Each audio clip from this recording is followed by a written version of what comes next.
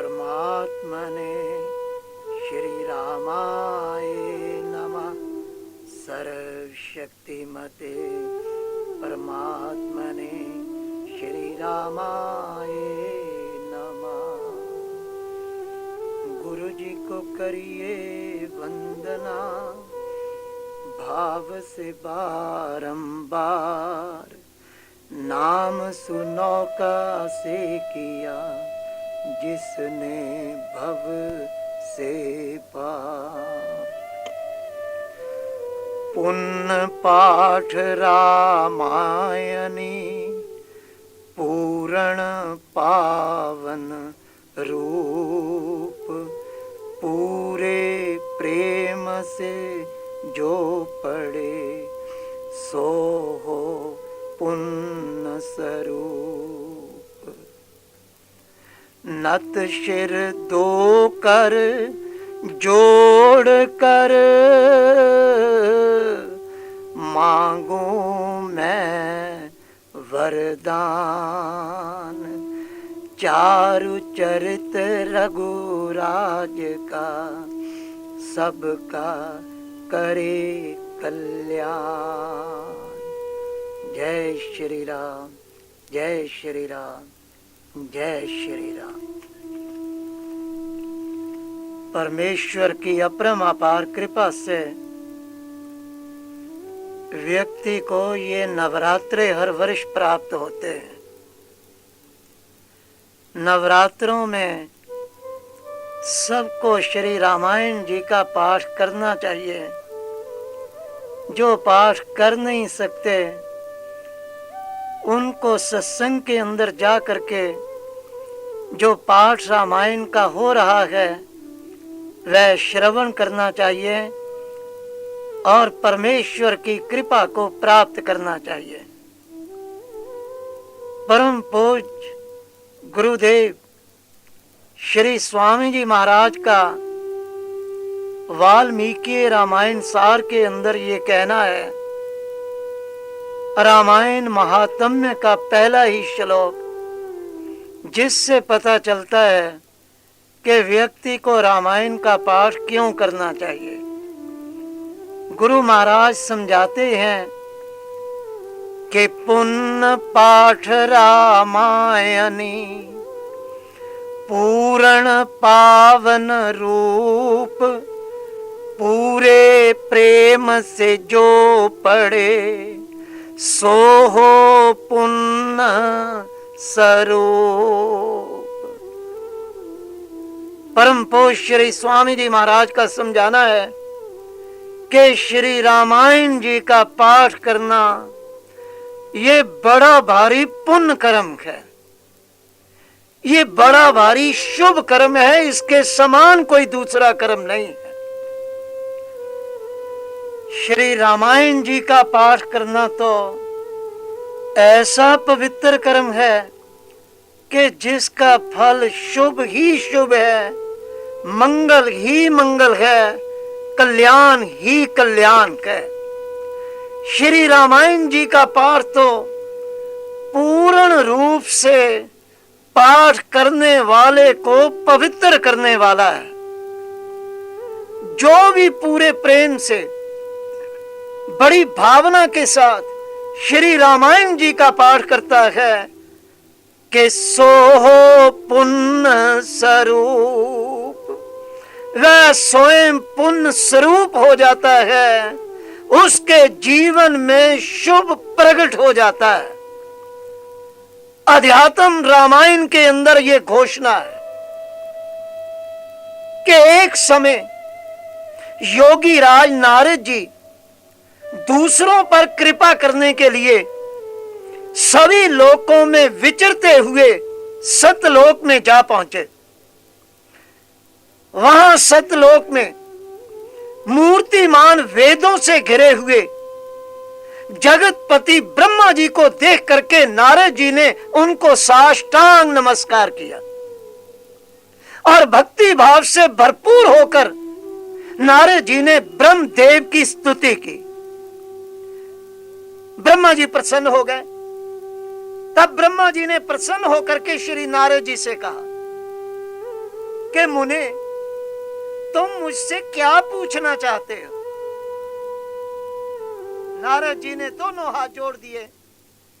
ब्रह्मा जी के ये वचन सुन करके नारद जी ने बड़ी नम्रता के साथ उनसे कहा कि हे देव श्रेष्ठ, शुभ कर्म और बुरे कर्मों का वर्णन तो मैं आपसे पहले ही सुन चुका हूं। आपने मेरे ऊपर बड़ी भारी कृपा कर दी। अब तो मुझे एक ही बात आपसे और सुननी बाकी है, और वह ये है कि देव सामने घोर कलयुग है। घोर कलयुग में जो मनुष्य होंगे वे पुण्य कर्म को छोड़ देंगे।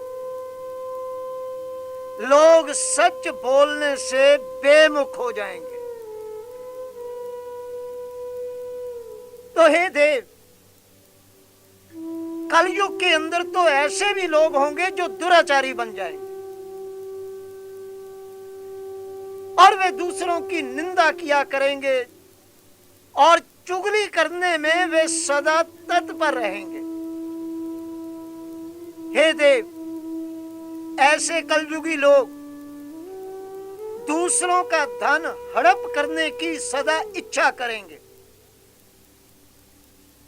और दुर्दशा यहां तक पहुंच जाएगी कि एक दूसरे को कत्ल, धन, जन, धरती की खातिर वे कर दिया करेंगे। तो हे ब्रह्मदेव, घोर कलयुग के अंदर अधिक लोग तो नास्तिक होंगे, भगवान को मानेंगे ही नहीं। बहुत मूढ़ तो जप, पाठ, सत्संग के विरोधी बन जाएंगे। उन्हें जाप, पाठ, सत्संग अच्छे ही नहीं लगेंगे। तो उस समय नारद जी ने कहा कि हे ब्रह्मदेव, ऐसे लोगों की जो बुद्धि होगी, क्योंकि वे नास्तिक बने हुए होंगे, उनकी बुद्धि पशुओं के समान हो जाएगी, जिसका नतीजा ये होगा वे काम वासना के गुलाम बन जाएंगे। काम वासना के गुलाम बन करके वे स्त्री के भक्त बनेंगे और फिर माता पिता के द्रोही बनेंगे। दूसरे है ब्रह्मदेव, कलयुग के अंदर जो नास्तिक स्त्रियां होंगी वे अपने सास ससुर की बेइज्जती करने में निडर हो जाएंगे। उन्हें किसी का भी डर नहीं रहेगा, भय नहीं रहेगा। वे उल्टा नारियां अपने बूढ़े सास ससुर से द्रोह करेंगे, या तो उन बूढ़ों को घर से चलता करेंगी या फिर सास ससुर को छोड़ करके वे नारियां अलग से रहा करेंगी। तब नारद जी ने कहा कि हे देव, इन भ्रष्ट बुद्धि वालों का लोक कैसे सुधरेगा, इनका परलोक कैसे सुधरेगा, ये जानने की इच्छा लेकर के मैं आपकी शरण में आया हूं। देव, उनका लोक परलोक भ्रष्ट हो जाए, इस चिंता से मेरा चित्त सदा व्याकुल रहता है। जिस आसान उपाय से, जिस सुगम उपाय से इनका परलोक सुधर सकता हो, वह आप कृपा करके आज मुझे बतलाएं। मैं आपकी शरण में आया हूं। अध्यात्म रामायण में कहना है कि देव ऋषि नारद जी के ये वचन सुन करके कमल आसन पर ब्रह्मा जी बोले कि हे मुनि श्रेष्ठ, पूर्व काल में पार्वती जी ने भगवान शंकर से ऐसा ही विनय पूर्वक प्रश्न किया था। जो प्रश्न इस समय तुम मुझसे कर रहे हो, यह प्रश्न तो पूर्व काल के अंदर पार्वती जी ने भगवान शिव से किया था। तो पार्वती जी के प्रश्न का उत्तर देते हुए तब महादेव जी ने कहा कि हे उमा, जो मनुष्य श्री रामायण जी का एक अथवा आधा श्लोक भी भक्ति भाव पूर्वक पढ़ता है, वह पाठ करने वाला पाप मुक्त हो जाता है।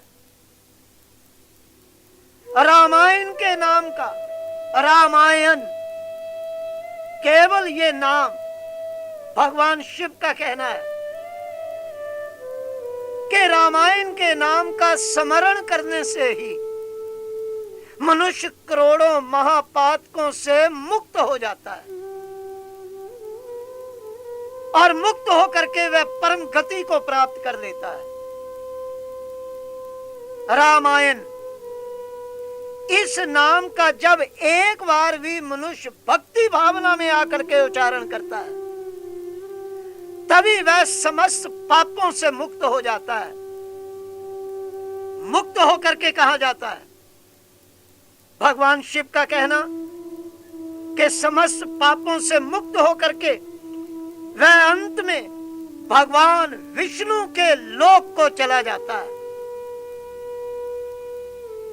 तो अध्यात्म रामायण में भगवान शिव आगे फरमाते हैं कि जो मनुष्य सदा भक्ति भाव से श्री रामायण जी की कथा का पाठ करते हैं और जो भक्ति भाव से दत्त चित्त होकर के रामायण की कथा को सुनते,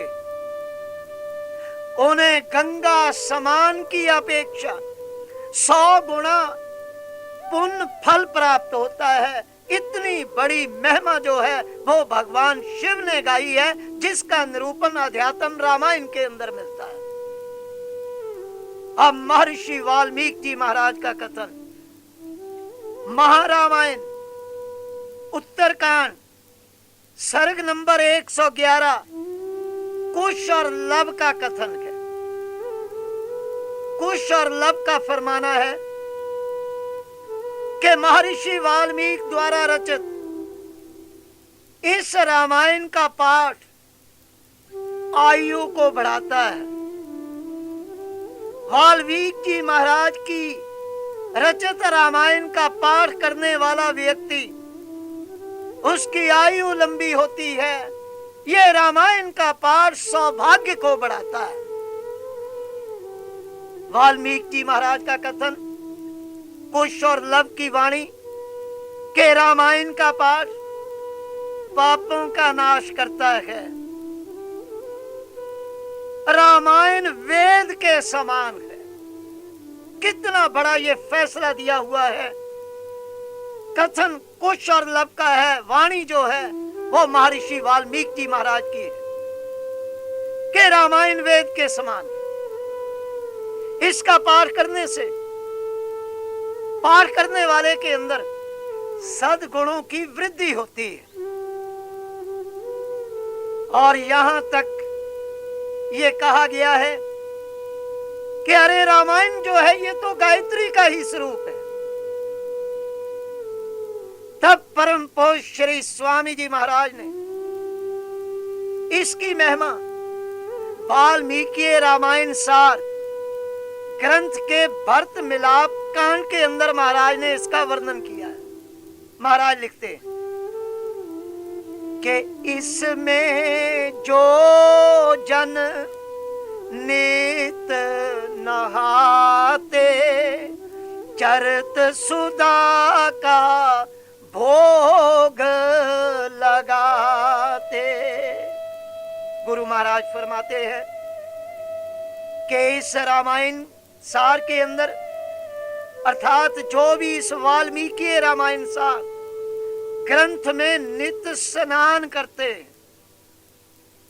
क्या मतलब है स्नान करने का? कि नित्य नियम पूर्वक जो बड़ी भावना के साथ, बड़े प्रेम के साथ, बड़ी लगन के साथ इसका पाठ करते हैं और फिर अमृत रूपी चरित्र जिसका वर्णन इस रामायण में है उस पर अमल करते हैं, उनका ये फल व्यक्ति को प्राप्त होता है। क्या फल प्राप्त होता है? महाराज लिखते हैं कि मन तन में सुविमलता पाते, उनमें पाप कुकर्म न आते। जो इस अमृत रूपी चरत जिसका वर्णन इस रामायण में है, उसके ऊपर अमल करते हैं, उनको ये फल प्राप्त होता है कि उनके मन निर्मल हो जाते हैं, उनके मन पवित्र हो जाते हैं, उनका शरीर ये राममय बन जाता है, ये शरीर भी पवित्र हो जाता है। मन निर्मल, शरीर भी पवित्र हो गया। तो गुरु महाराज कहते हैं कि रामायण का ये कितना बड़ा भारी महात्म्य है कि फिर उनमें पाप कुकर्म फिर आते ही नहीं। उस शरीर के अंदर पाप वासना दाखिल ही नहीं हो सकती। वह पुण्य कर्म करने वाले बन जाते हैं जगत के अंदर। तब महाराज का ये कहना है कि निर्मल मन वाले की तो बहुत भारी महिमा रामायण में गाई। गोस्वामी तुलसीदास जी महाराज ने रामचरितमानस की रचना की हुई है। रामचरितमानस सुंदरकांड, दोहा नंबर 44, चौपाई नंबर 5, और उधर वाल्मीकि रामायण सार परिशिष्ट 599 पृष्ठ। भगवान श्री रामचंद्र जी महाराज सुग्रीव से कहते हैं, वास्तव में सुग्रीव निमित्त है, सारे जगत को उपदेश देते हैं। वाणी है गोस्वामी तुलसीदास जी महाराज की। रघुनाथ जी फरमाते हैं कि हे सुग्रीव, के निर्मल मन जन सो मोहे पावा, मोहे कपट छल छिद्र न भावा। जो जन निर्मल मन है, जिसका मन पवित्र है, वाणी पवित्र है, शरीर पवित्र है, हे सुग्रीव वही मुझे पाता है। क्यों? मुझे कपट, छल, छिद्र ये नहीं सुहाता, ये नहीं अच्छा लगता है। मुझे तो निर्मल मन वाला ही व्यक्ति प्यारा है, वो ही मुझे पाता है। गोस्वामी जी लिखते हैं, रघुनाथ जी का कहना कि दूसरे को धोखा जो लोग देते हैं, कब? अपने व्यवहारिक जीवन के अंदर जो व्यवहार में दूसरों को धोखा देते हैं, जो दूसरों से छल करते हैं, दूसरों से फरेब करते हैं, रघुनाथ जी का कहना है कि वे मुझे नहीं भाते, वे मुझे बिल्कुल अच्छे नहीं लगते। तब रामचरितमानस के अंदर यह घोषणा कर दी गई कि प्यारे रामायण जी का पाठ करने से, पाठ करने वाले का जो मन होता है और पाठ करने वाले के अतिरिक्त पाठ सुनने वालों का भी जो मन होता है, वह निर्मल हो जाता है। परमेश्वर की उन पर अपरंपार कृपा अवतरित होती है। स्वामी जी महाराज ये समझाया करते थे कि मन निर्मल होने पर ही ये निश्चय करके जानो कि श्री राम की कृपा व्यक्ति को प्राप्त होती। जब तक व्यक्ति का मन गंदा है, श्री राम उसके ऊपर कभी भी कृपा नहीं किया करते। यही कारण है कि बहुत महापुरुषों ने अपनी लेखनी तथा अपने कथनों के द्वारा ये बात हम सबको जगत के अंदर समझाई है कि प्यारे मन की शुद्धि, मन की निर्मलता प्रभु की प्राप्ति का ये बहुत बड़ा साधन है, ये मुख्य साधन है। तो गुरु महाराज का कहना है कि प्यारे अपने मन को निर्मल बनाना चाहिए। गुरु महाराज ने इसका निरूपण किया हुआ है भक्ति प्रकाश ग्रंथ के अंदर। महाराज समझाते हैं कि परमेश्वर के पतित पावन नाम राम नाम को वाणी से जपने से वाणी पवित्र हो जाती है, और फिर मन से राम नाम जपने से मन पवित्र हो जाता है। राम नाम जपने से जब वाणी पवित्र हो गई, राम नाम जपने से जब मन पवित्र हो गया और व्यक्ति राम नाम जपता चला जा रहा है, तो गुरु महाराज गारंटी देते हैं कि फिर राम नाम जपने से अंतर आत्मा जो है ये जग जाता है। आत्मा को जगाने का उच्च कोटि का साधन वाणी की पवित्रता, मन की पवित्रता और मन से अधिक राम नाम का जाप करना। महाराज फरमाते हैं राम नाम जपने से जो चित्त वृत्तियां होती हैं ये मूर्छित हो जाती हैं और मन में राम नाम बस जाता है, स्थायी रूप से बसता है, परिपूर्ण होकर के बसता है। राम नाम मन के अंदर टिक जाता है। तो मन की निर्मलता के फल स्वरूप ही व्यक्ति को जगत के अंदर प्रभु की प्राप्ति हो जाती है। श्री राम की उसके ऊपर विशेष कृपा अवतरित होती है। जैसे राम मिल गए उसे सब कुछ मिल गया। एक समय की बात है कि श्री गुरु नानक देव जी महाराज कुंभ के स्नान के लिए वे प्रयागराज पहुंचे। सब जानते हैं कि प्रयागराज गंगा और यमुना के संगम पर बसा हुआ एक महान तीर्थ स्थान है और सारी दुनिया के अंदर प्रसिद्ध है। कुंभ का समय था, बड़ी भारी संख्या में श्रद्धालु यात्री संगम के पवित्र जल में स्नान कर रहे थे। श्री गुरु नानक देव जी महाराज वहां पहुंच गए। तो इस शुभ अवसर पर श्रद्धालु यात्रियों के बीच बैठकर श्री गुरु नानक देव जी ने अकाल पुरख परमेश्वर की स्तुति में परम पवित्र अपनी वाणी का उच्चारण किया। उनकी तो अवतरित वाणी थी, इलाही वाणी थी। तो श्री गुरु महाराज जी ने, श्री गुरु नानक देव जी महाराज ने अपने जादू भरे संगीत से यात्रियों के मन मोह लिए। यात्री भूल ही गए स्नान करना।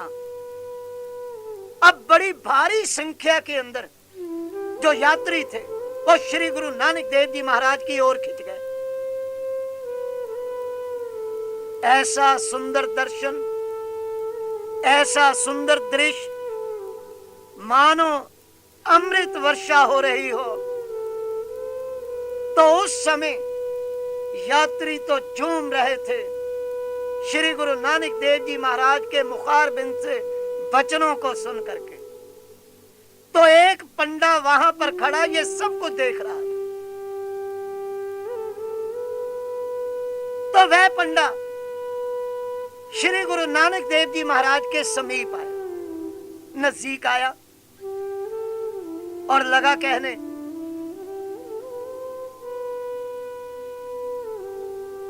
क्यों श्रीमान। पंडे ने तो कुछ थोड़ा बड़ा हल्का शब्द कहा था, पर मैं नहीं उसको दोहराऊंगा। मैं तो यही कहूंगा, मुझे तो श्री गुरु नानक देव जी महाराज का आदर करना है। तो उस पंडे ने कहा, ओ श्रीमान, अरे कुंभ का तो समय बीत रहा है और आपने तो अभी तक स्नान भी नहीं किया, समय निकलता चला जा रहा है। पंडा आगे कहता है, अरे ये शुभ अवसर कहीं आपके हाथ से ना निकल जाए और फिर आपके पाप कहीं धुले बिना ना रह जाए। पंडा तो ये कह करके चुप कर गया। अब धन श्री गुरु नानक देव जी महाराज सच्चे पातशाह इस पंडे की बात को सुन करके मुस्कुरा दिए। खूब मुस्कुराए तो उन्होंने पंडे से कहा, मानो उन्होंने पंडे को 2 प्रश्न किए। मैं ये मानता हूं कि श्री गुरु नानक देव जी महाराज ने पंडे को निमित्त बना करके हम सबको एक उपदेश दिया है। तो पहला प्रश्न क्या? श्री गुरु नानक देव जी महाराज उससे पूछते हैं कि क्या शरीर को धोने से पाप धुल जाया करते हैं? बड़ा ये गंभीर प्रश्न है कि क्या शरीर को धोने से, मतलब केवल स्नान करने से ही ये पाप भी धुल जाया करते हैं? और दूसरा प्रश्न ये किया कि क्या शरीर को धोते ही मन की मैल भी धुल जाती है? ये उनका दूसरा प्रश्न। ओ पंडे, तू बड़ी भारी भ्रांति में फंसा हुआ है। उस समय श्री गुरु नानक देव जी महाराज ने कृपा की, उस पंडे को निमित्त बना करके सारे जगत को वे अब उपदेश करते। तो उस पंडे की बड़ी भारी भ्रांति को दूर करने के लिए श्री गुरु नानक देव जी महाराज ने फिर एक और शब्द का अपने श्री मुख से उच्चारण किया, जिसका वर्णन पंचम नानक श्री गुरु अर्जुन देव जी महाराज की अपरिमापार कृपा से श्री गुरु ग्रंथ साहब के 472 पृष्ठ के ऊपर वह दर्ज है। श्री गुरु नानक देव जी महाराज फरमाते हैं कि सुच्चे एही न आखई वह नीजे पिंडा तोई, सुच्चे सेई नानका जिन मन बसिया सोई। श्री गुरु नानक देव जी महाराज फरमाते हैं कि उन लोगों को निर्मल नहीं कहा जा सकता। सुच्चे एही ना आखई, उन लोगों को निर्मल नहीं कहा जा सकता, उन लोगों को पवित्र नहीं कहा जा सकता। किन लोगों को? वह नीजे पिंडा तोई, जो केवल स्नान करके अपने सारे शरीर को धो बैठते। केवल शरीर को धोने से कभी भी किसी का मन निर्मल नहीं हुआ करता। शरीर जरूर साफ सुथरा हो सकता है, लेकिन मन निर्मल नहीं हुआ करता। तब श्री गुरु नानक देव जी महाराज का फरमान, कब व्यक्ति का मन निर्मल होता है?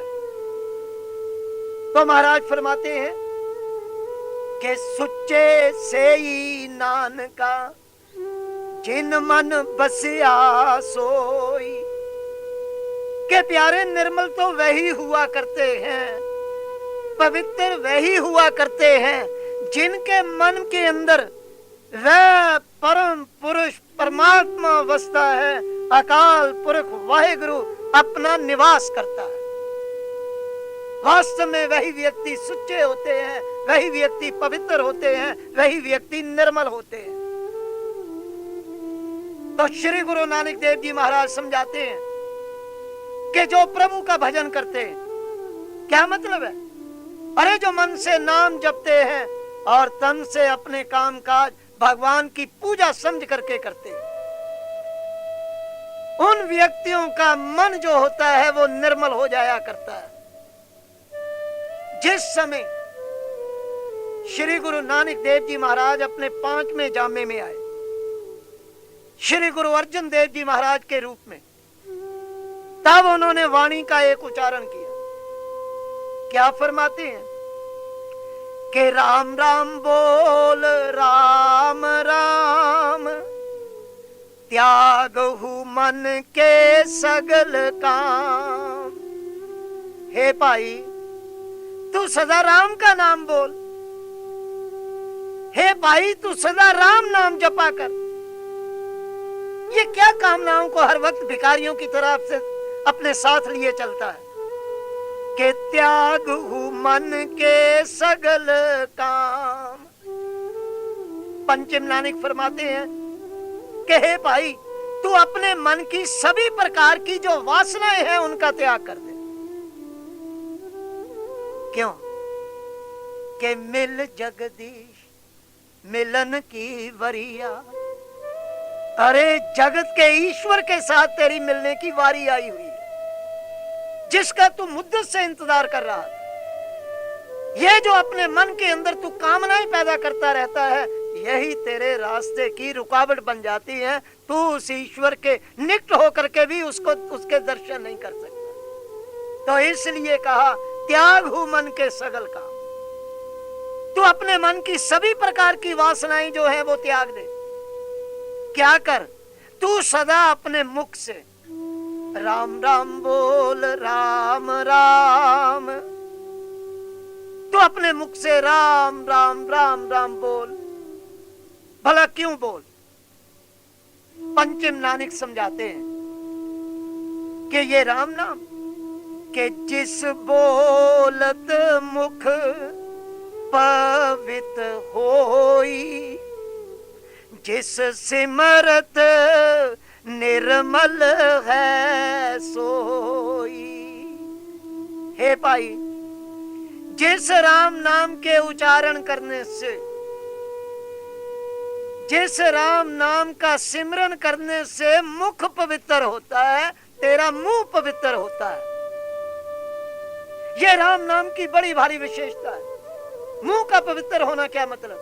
अरे जो मर्जी अवस्था आ जाए, व्यक्ति अपने मुख से फिर कभी गाली गलौच नहीं कर सकता,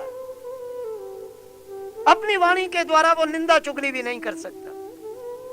क्यों? क्योंकि उसका मुख पवित्र हो गया। तब पंचम नानक का फरमाना कि जिस राम नाम का उच्चारण करने से प्यारे मुख पवित्र हो जाता है, और फिर कि जिस सिमरत निर्मल है सोई। जिस राम नाम का सिमरन करने से निर्मल जीवन प्राप्त होता है, उसके लिए पंचम नानक कह रहे हैं कि राम राम बोल, राम राम। प्यारे, तू सदा राम का नाम ही बोल। वे आगे फरमाते हैं, श्री गुरु नानक देव जी महाराज समझा रहे हैं आप उस पंडे को। वास्तव में पंडे तो निमित्त बना हुआ है। गुरु महाराज कह रहे हैं कि ओ पंडे, केवल शरीर धोने से मनुष्य के किए हुए पाप कर्म कभी भी नहीं धुला करते। यह डंके की चोट से घोषणा श्री गुरु ग्रंथ साहब के अंदर की हुई। केवल शरीर को धो लेना, बढ़िया प्रकार का साबन लाओ, बढ़िया प्रकार का कितना भी जल क्यों ना हो, अपना बाथरूम भी क्यों ना कितना भी बढ़िया प्रकार का क्यों ना हो, शरीर धोने से केवल शरीर की मैल कटती है। लेकिन केवल शरीर धोने से ही मनुष्य के किए हुए पाप कर्म ये कभी भी नहीं धुला करते। हाँ, जो लोग स्नान करने के पश्चात अपनी लौस मालिक के साथ लगाते हैं, बैठ करके दत्त चित्त उसका नाम जपते, किए हुए पाप कर्म उन्हीं के धुला करते। तब कहा गया श्री गुरु ग्रंथ साहब के अंदर कि प्यारे, ये पाप तो उन लोगों के ही नष्ट होते हैं किनके के राम रंग सब गए पाप, राम जपत कछु नहीं संताप। प्यारे, श्री राम के प्रेम में रंगे रहने से, श्री राम के प्रेम में लीन रहने से कि नाम खुमारी नानका चढ़ी रहे दिन रात। इसको कहते हैं राम नाम के प्रेम में लीन रहना, लीनता की लय अवस्था को प्राप्त कर लेना। तो ऐसे जो प्रेमी भक्त हैं, जो राम के प्रेम में लीन रहते हैं, जो राम के प्रेम में रंगे रहते हैं, उनके सारे पाप जो होते हैं, चाहे पिछले जन्म के चाहे इस जन्म के, वे नष्ट हो जाते हैं। और गुरु महाराज ने तो अमृतवाणी में कितनी बड़ी गारंटी दे रखी है कि जपते राम राम जप पाठ, जलते कर्म बंद यथाकाल। अरे राम नाम का जाप करने से कर्मों के बंधन सूखी लकड़ियों की तरह जल जाया करते हैं और व्यक्ति निर्मल हो जाया करता है। तो राम जपत कछु नहीं संताप, पंचम लाने की वाणी कहे भाई, राम नाम जपते रहने से कोई दुख, कोई दरिद्र, किसी प्रकार का भी कष्ट, किसी प्रकार का ही क्लेश, अरे ये तो मनुष्य को स्पर्श तक नहीं कर सकते। कैसे? जैसे सूर्य के सामने अंधकार नहीं आ सकता, अंधेरा नहीं आ सकता, और जिस घट के अंदर राम नाम का जाप होता रहता है, सिमरन होता रहता है और भक्त राम नाम के अंदर लीन रहता है, उसके सामने भी ये दुख दर्द कष्ट क्लेश ये आ ही नहीं सकते, क्योंकि राम नाम का जाप रवि तेज समान। तो इसलिए ये कहा गया कि प्यारे तू तो सदा राम राम राम राम ही अपने मुख से भी उच्चारण कर, और तू अपने मन से भी सदा राम नाम का जाप कर और अपने मन को इसके अंदर लीन कर दे। इसलिए ये कहा गया कि प्यारे तू सदा राम नाम का सिमरन किया कर। राम नाम का सिमरन करने से तुझे सभी प्रकार के सुख भी मिलेंगे, तेरा मन भी निर्मल हो जाएगा। महाभारत के अंदर एक प्रसंग आता है कि एक समय कुंती पुत्र मार्कंडे मुनि के पास चला गया और उनसे जाकर के एक प्रार्थना कर दी। क्या प्रार्थना की? श्री स्वामी जी महाराज ने इसका विस्तार पूर्वक वर्णन भक्ति प्रकाश ग्रंथ में किया हुआ है। तो कुंती पुत्र ने प्रार्थना की मार्कंडे मुनि जी से कि हे मुनिराज, आज आप कृपा करके शुद्धि और शौच के भेद को मुझे समझा दे। तो मुनि ने उस समय जो उत्तर दिया, जिसे परम पूज्य श्री स्वामी जी महाराज ने भक्ति प्रकाश ग्रंथ में इस प्रकार लिखा हुआ है। महाराज फरमाते हैं, मार्कंडे मुनि कहता है कि मुनि बोला यह शोच है, सत वचन को धार, हित प्रीति पर सेवा हो, राम भजन सुखकार। मार्कंडे मुनि ने कहा कि हे कुंती पुत्र, कि सत नाम जो है ये ईश्वर का है। सत्य ईश्वरो लोके।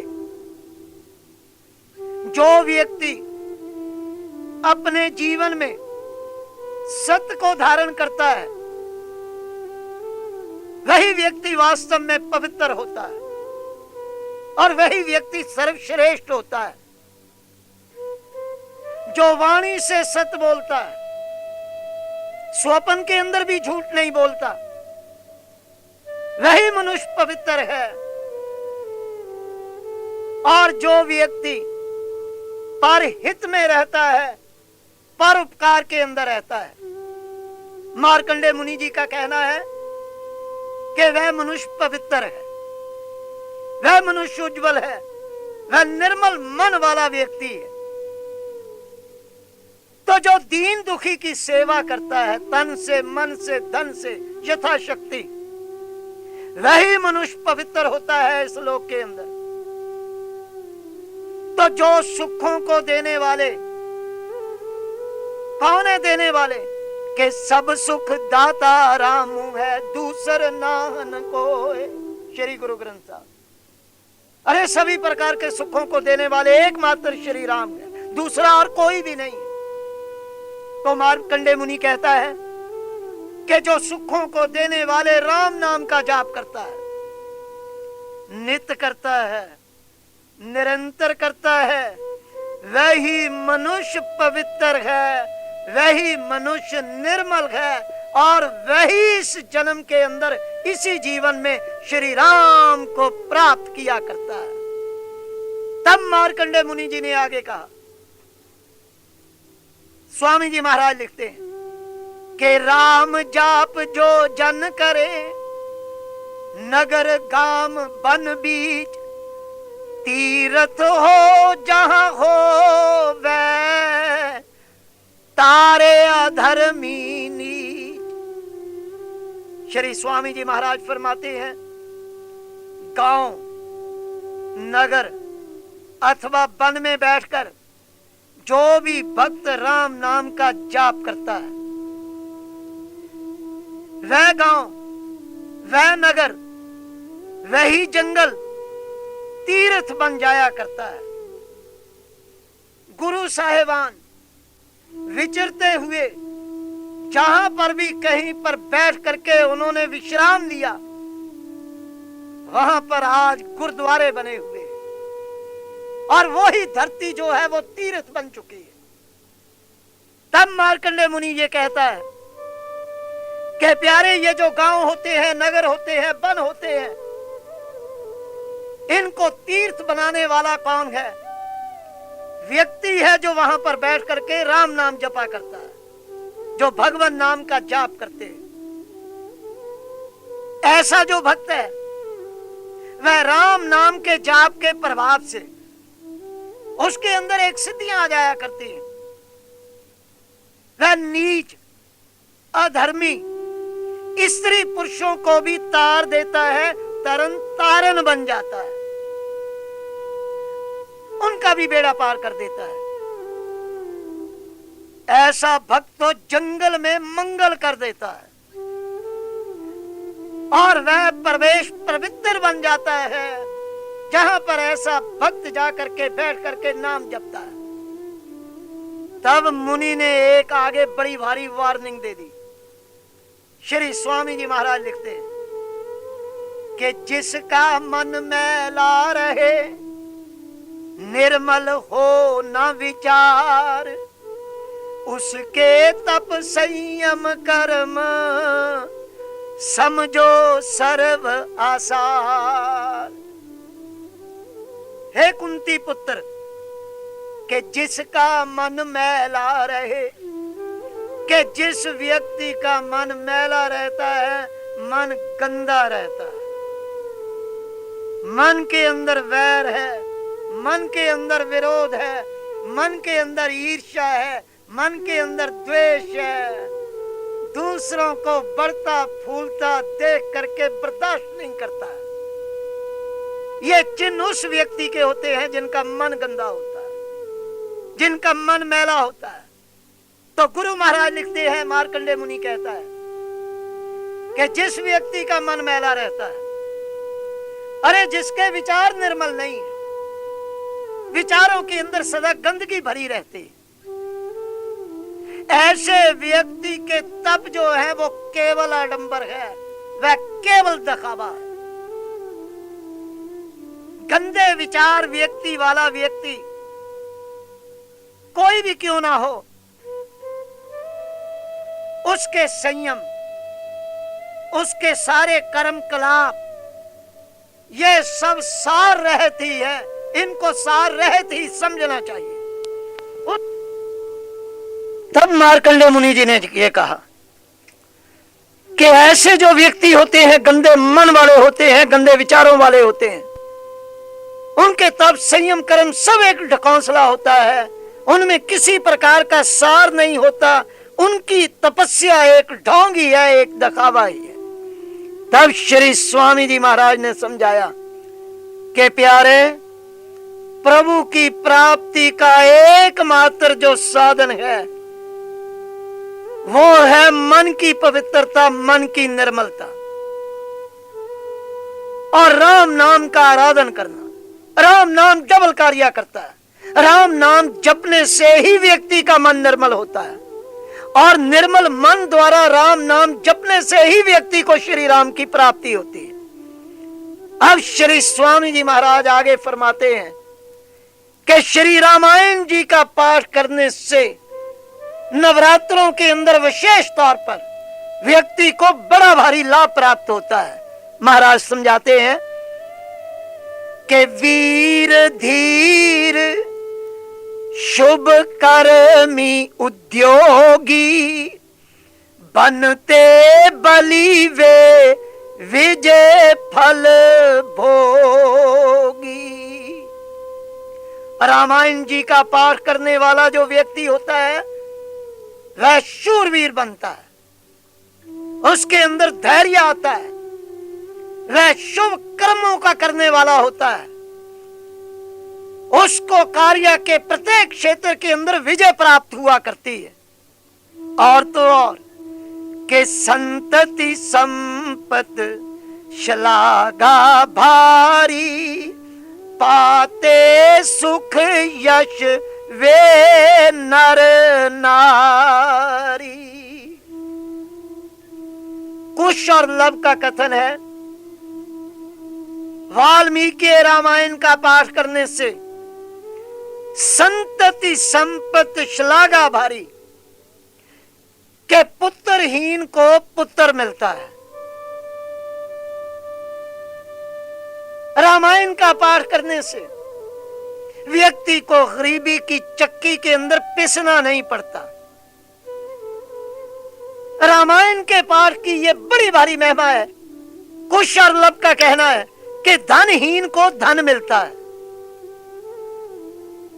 कुश और लव आगे समझाते हैं कि श्री रामायण जी का जो पाठ है यह सब पापों से छुटकारा दिलाता है। कितनी बड़ी महिमा गाई हुई है। अरे पुत्रहीन को पुत्र मिल जाए, धनहीन को धन प्राप्त हो जाए और किए हुए पाप कर्मों से छुटकारा हो जाए, कितनी बड़ी भारी महिमा है। प्यारे, तुझे राम नाम जपना चाहिए और रामायण जी का पाठ करना चाहिए। कुश और लव आगे फरमाते हैं कि जो भी कोई व्यक्ति प्रतिदिन श्री रामायण जी का पाठ करता है उसे कभी भी दुख नहीं होता। कितनी बड़ी गारंटी वाल्मीकि रामायण के अंदर दी हुई है। तो इस रामायण जी का पाठ करने से और देखो कितना बड़ा लाभ कि मृत्यु के पश्चात परलोक में भी उसका आदर होता है। अरे जिसका जन्म है उसने एक न एक दिन दुनिया से रुखसत होना है। मृत्यु के पश्चात कोई संगी साथी भी साथ नहीं चला करते, लेकिन जो रामायण जी का पाठ करने वाला है मृत्यु के पश्चात किया हुआ श्री रामायण जी का पाठ, धार्मिक सदग्रंथों का पाठ और जपा हुआ नाम यह व्यक्ति के साथ जाता है, जिसके फलस्वरूप परलोक के अंदर व्यक्ति को आदर प्राप्त होता है। देवी देवता भी उसके ऊपर पुष्पों की वर्षा किया करते हैं। अब महर्षि वाल्मीकि जी महाराज का कथन, ऐसे बहुत लोग हैं हमारे देश में, अनपढ़ता है कि जो श्री रामायण जी का स्वयं पाठ नहीं कर सकते, तो क्या उनका बेड़ा पार नहीं होगा? महर्षि वाल्मीकि जी महाराज समझाते हैं अवश्य होगा। तू रामायण के पाठ को दत्तचित्त होकर के उसको सुन। जहां पर रामायण की कथा कही जा रही है, तो उस स्थान पर जाकर के रामायण जी की कथा को श्रवण कर। महर्षि वाल्मीकि जी महाराज फरमाते हैं, रामायण की कथा सुनने का जो फल है वह कितना बड़ा भारी फल है। भगवान शिव पार्वती जी से कह रहे हैं। भगवान शिव का फरमाना है कि जिसने इस लोक में रामायण जी की कथा दत्तचित्त होकर के सुन ली, बड़ी भावना के साथ सुन ली, बड़ी लगन प्रीति के साथ सुन ली, उसने मानो प्रयागराज आदि तीर्थों की यात्रा कर ली, अपने घर के अंदर बैठे बैठाए। भगवान शिव का फरमाना कि ऐसा व्यक्ति जिसने दत्तचित्त होकर के रामायण की कथा सुन ली, उसने गंगा आदि पवित्र नदियों, कुरुक्षेत्र आदि पुण्य क्षेत्रों की तीर्थ यात्रा अपनी पूरी कर ली। ना धन का खर्च हुआ,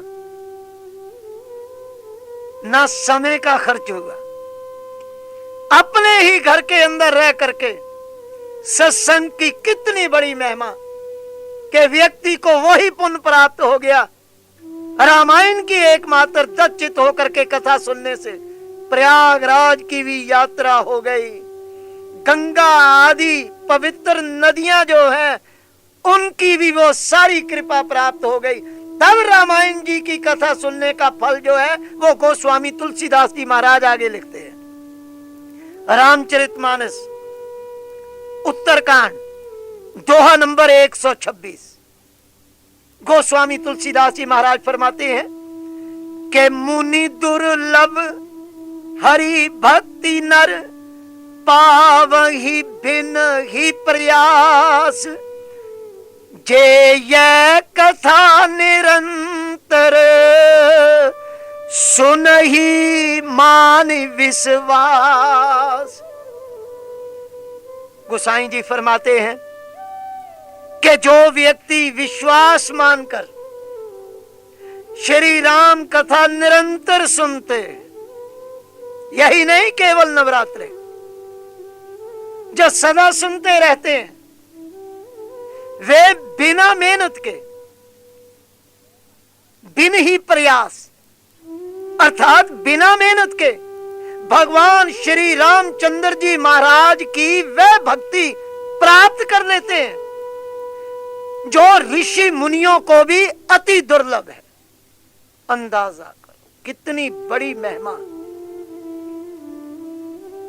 कि जो चीज ऋषि मुनियों को दुर्लभ है वे भी उसको प्राप्त कर लेते हैं।